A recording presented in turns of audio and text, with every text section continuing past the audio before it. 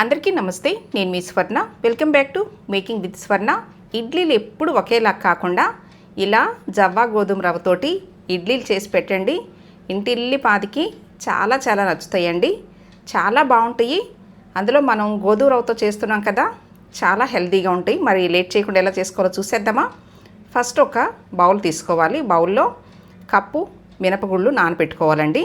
మీరు నల్ల మినపప్పుతో చేసుకున్నా కానీ బాగానే ఉంటుంది. నేనైతే మినపగుళ్ళతోటి మీకు చేసి చూపిస్తున్నాను. మినపగుళ్ళు 2-3 సార్లు శుభ్రంగా కడిగేసి ఇప్పుడు వీటిని 3 గంటల పాటు నానపెట్టుకోవాలి. మనకి 3 గంటల పాటు నానితేనే మంచిగా నానతాయండి. ఇప్పుడు వేరే గిన్నెలో 2 కప్పులు గోధుమ రవ్వ వేసుకోవాలి. ఈ గోధుమ రవ్వలోనే 2 రకాలు ఉంటాయండి. ఒకటేమో తెల్ల గోధుమ రవ్వ, రెండోది ఈ రెడ్ గోధుమ రవ్వ అండి. ఈ రెడ్ గోధుమ రవ్వే బాగుంటుంది ఉప్మాకైనా. ఇలా ఇడ్లీ మాత్రం నేను ఫస్ట్ టైం ట్రై చేశానండి, కానీ చాలా బాగా వచ్చాయి. ఇప్పుడు 2 కప్పులు వేసుకున్నాం కదండి. వేసిన తర్వాత రవ్వని బాగా 3-4 సార్లు కడగాలన్నమాట. అంటే కడిగిన తర్వాతే మనం నానపెట్టుకోవాలి. ఎక్కువసేపు నానపెట్టాల్సిన అవసరం లేదండి. 1 గంట సేపు నానబెడితే సరిపోతుంది. చూడండి, మీకు గోధుమ రవ్వ గంట సేపు నానిన తర్వాత మీకు చూపిస్తున్నాను. ఈ విధంగా నానితే చాలండి, ఎక్కువసేపు నానపెట్టకూడదు. మినప్పప్పు మాత్రం 3 గంటల పాటు నానపెట్టుకోవాలి. నేను మీకు 3 గంటల తర్వాత మినప్పప్పు చూడండి ఈ విధంగా నానింది. బాగా నానితేనే మనకి పప్పు అనేది మిక్సీలో వేసిన తర్వాత ఒదిగిస్తుంది అనమాట. చూడండి, ఇప్పుడు మీకు గోధుమ రవ్వ కూడా చూపిస్తున్నాను. ఈ విధంగా నానితే సరిపోతుందండి. నెక్స్ట్ ఇప్పుడు మినపగుళ్ళని మిక్సీ జార్లో వేసుకోవాలి. మిక్సీ జార్లో వేసిన తర్వాత కొద్దిగా నీళ్లు పోసి వీలైనంత మెత్తగా మిక్సీ పట్టుకోవాలండి. వాటర్ పోసేటప్పుడు నార్మల్ వాటర్ కాకుండా కూల్ వాటర్ పోసుకొని మిక్సీ పట్టుకుంటే మనకి పిండి అనేది వేడవకుండా ఉంటుందండి. చూడండి, ఇంత మెత్తగా మిక్సీ పట్టుకుంటేనే మనకి ఇడ్లీలు కూడా చాలా మెత్తగా బాగా వస్తాయండి. మీరు గ్రైండర్లో వేసుకున్నా కానీ ఇంకా బాగా వస్తాయి.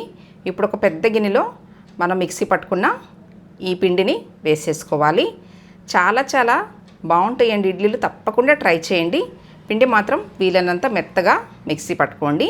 ఇప్పుడు నానపెట్టుకున్న గోధుమ రవ్వని ఇలా చేత్తోటి గట్టిగా పిండి నీళ్ళన్నీ తీసేసిన తర్వాతే మనం పిండిలో వేసుకోవాలి. కాస్త గట్టిగా పిండి వేసుకోండి. అంటే ఇలానే వేసేయమనుకోండి పిండి కాస్త లూజ్ అయిపోతుంది అనమాట. అందుకనే గట్టిగా పిండి వేసుకోవాలి. నేను ఈ గోధుమ రవ్వతోటి ఫస్ట్ టైం ట్రై చేశానండి.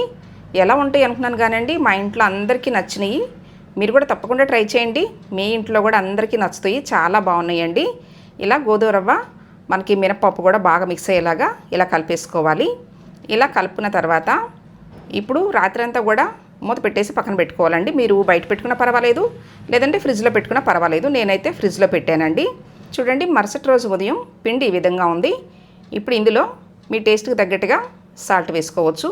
తర్వాత కొద్దిగా నీళ్ళు పోసి కలుపుకోవాలండి. మరి ఎక్కువ పోయకూడదు. మన ఛానల్లో రాగి రవ్వతో చేసిన ఇడ్లీలు అలాగే జొన్న రవ్వతో చేసిన ఇడ్లీ రెసిపీ కూడా ఉందండి. ఎవరైనా చూడని వారు ఉంటే ఒకసారి చెక్ చేయండి. అవి కూడా చాలా బాగుంటాయి. ఇవి కూడా చాలా బాగున్నాయండి. చూడండి, పిండి కన్సిస్టెన్సీ అనేది ఈ విధంగా ఉండాలి. ఇప్పుడు ఇడ్లీ ప్లేట్లకి ఆయిల్ అయినా అప్లై చేసుకోవచ్చు అండి, లేదంటే నెయ్యి అయినా కానీ అప్లై చేసుకోవచ్చు. ఈ విధంగా అన్నిటికీ అప్లై చేసిన తర్వాత ఇడ్లీ పిండి వేసేటప్పుడు మరీ ఫుల్గా వేసేయకుండా కొద్దిగా గ్యాప్ ఇచ్చి వేసుకోండి. చాలా సింపుల్గా చేసుకోవచ్చు అండి. చాలా చాలా బాగుంటాయి. మీరు కూడా తప్పకుండా ట్రై చేయండి. మీరు ట్రై చేసి మీకు ఎలా వచ్చినాయో నాకు కామెంట్ చేయండి. ఈ విధంగా ఇడ్లీలన్నీ రెడీ చేసిన తర్వాత ఇప్పుడు ఇడ్లీ పాత్రలో గ్లాసున్నర నీళ్లు పోసి నీళ్లు బాగా మరుగుతున్నప్పుడు మాత్రమే మనం ఇడ్లీ ప్లేట్లు అనేది పెట్టుకోవాలి.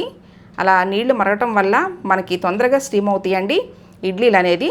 ఇప్పుడు స్టవ్ మీడియంలో పెట్టుకుని ఇడ్లీలు 10 నిమిషాలు ఉడికించుకుంటే సరిపోతుంది. చూడండి, మీకు 10 నిమిషాల తర్వాత చూపిస్తున్నాను ఎంత పర్ఫెక్ట్గా మన రెడ్ గోధుమ రవ్వతోటి ఇడ్లీలు రెడీ అయిపోయినాయో.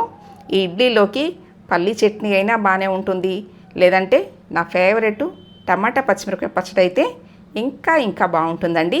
నేనైతే ఇడ్లీలోకి ఎక్కువగా టమాటా పచ్చిమిరపకాయ పచ్చడి వేసుకుని తింటానండి. చాలా బాగుంటుంది.